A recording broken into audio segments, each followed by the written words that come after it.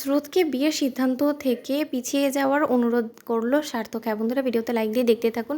স্রোত এবং স্রোতের হবু বরের আশীর্বাদী অনুষ্ঠানে আসা মাত্রই সার্থক ওর বাবাকে বলতে থাকে যে বাবা, আমি এরকম করে মুখ বুজে চুপ করে একদমই সহ্য করবো না। তুমি দেখেছো লোকটা স্রোতের সাথে কীরকম বাজে ব্যবহার করছে, তা সত্ত্বেও ওর গোটা ফ্যামিলি কী এমন এই পাত্রের মধ্যে দেখে ফেললো যে যার ফলে কিনা ওরা এক দেখাতে রাজি হয়ে গেলো। এত চটজলদি বিয়েটা করানোর কী দরকার আছে বলো তো? স্রোতের তো এমন বিয়ের বয়স পার হয়ে যাচ্ছে না, তাই না? তখন এই কথা বলা মাত্র সার্থকের বাবা বলতে থাকে যে সার্থক, স্রোত যখন একবার এই বিয়েতে রাজি হয়েছে, ওর মত দিয়েছে, তাহলে নিশ্চয়ই ও এমন কোনো কিছু ওই ওর হবু বরের মধ্যে ও দেখতে পেয়েছে যার ফলে কিনা ও নির্দ্বিধায় এই বিয়ের জন্য রাজি হয়ে গেছে। এর মধ্যে তুমি কেন বারবার ইন্টারফেয়ার করছো বলো তো? আমরা এখানে নিমন্ত্রণ বাড়িতে এসেছি, নিমন্ত্রণ কি এখান থেকে চলে যাবে? এর মধ্যে তুমি বারবার করে ইন্টারফেয়ার করো না।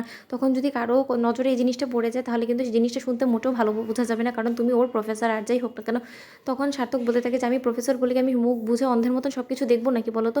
এখানে আমি দেখছি যে স্রোতের কোনো জিনিসই ভালো হচ্ছে না, ওর ভবিষ্যৎ জীবনটা উচ্ছন্নে চলে যাচ্ছে, সেটা জেনে আমি মুখ বুঝে সব কিছু সহ্য করবো না? এরকম করে চলতে পারে না বাবা, আমি মুখ বুঝে মোটেও সব কিছু সহ্য করবো না। ওদিকে স্রোতের আশীর্বাদ হয়ে যাওয়ার পর সার্থক দৌড়ে গিয়ে স্রোতের কাছে বলতে থাকে যে স্রোত, তুমি কি তোমার জীবনটাকে ছেলে খেলা বলে মনে করছো বলো তো? এটা কি কোনো খেলনা হচ্ছে না কি? আমি কিছু বুঝতে পারছি না। তুমি বুঝতে পারছো যে এটা তোমার বিয়ে ছাড়া আর অন্য কোনো কিছু না? তুমি এই বিয়ে থেকে সরে দাঁড়াও স্রোত, কারণ এই লোকটার সাথে যদি তোমার বিয়ে হয়ে যায় একবার, তুমি ভাবতে পারছো তোমার গোটা লাইফটা হেল হয়ে যাবে।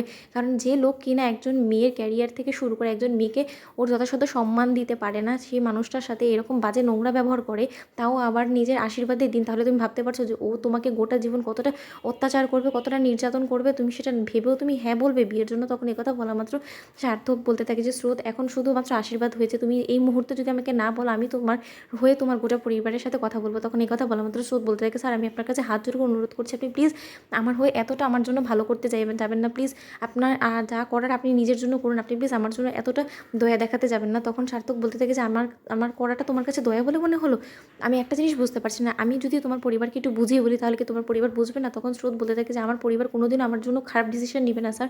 তখন সার্থক বলতে থাকে যে হ্যাঁ, তোমার মেজো বোনের জন্য তো তোমার বড় দিদি ভাই খারাপ ডিসিশন নেয়নি, তার জন্যই তো তোমার মেজো বোনের আজকে ডিভোর্স হতে চলেছে, তাই না?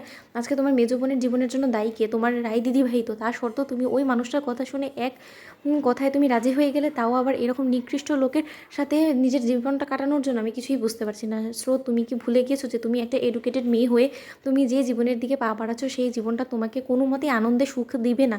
তখন কথা বলা মাত্র স্রোত বলতে থাকে তাহলে কে দিবে? কে হবে আমার জীবনসঙ্গী যোগ্য? আপনার কি মনে হয় কাকে আমার যোগ্য বলে আপনার মনে হয় বলুন তো? তখন কথা বলা মাত্র সার্থকের নিজের মনের কথা মুখে চলে আসে। সার্থক বলতে থাকে কেন?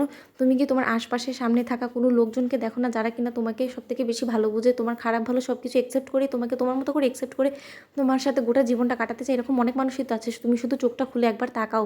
তো বন্ধুর ভিডিওটি ভালো লেগে থাকলে লাইক কমেন্ট শেয়ার করে সাবস্ক্রাইব করতে ভুলো না।